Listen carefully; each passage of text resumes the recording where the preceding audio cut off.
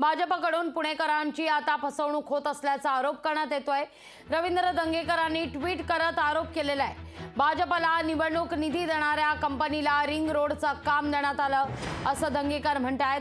निधीच्या बदल्यात रोडचं काम दिल्याचा आरोप दंगेकरांचा आहे। याच कंपनीने भाजपला 996 कोटी दिले आहेत असं दंगेकर म्हणतात।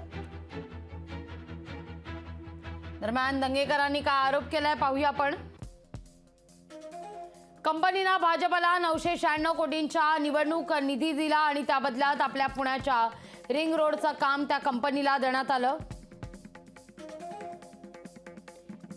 पुणेकरांच्या टॅक्स रुपी पैशाची दिवसाढवळ्या लूट केली जाते।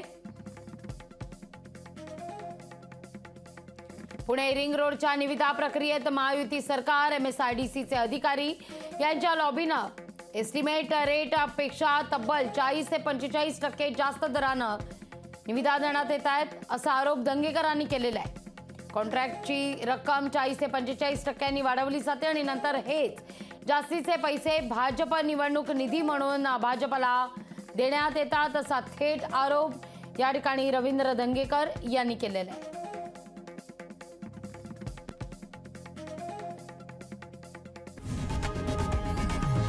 लोकशाही मराठी ऐका, पहा, जागरूक रहा।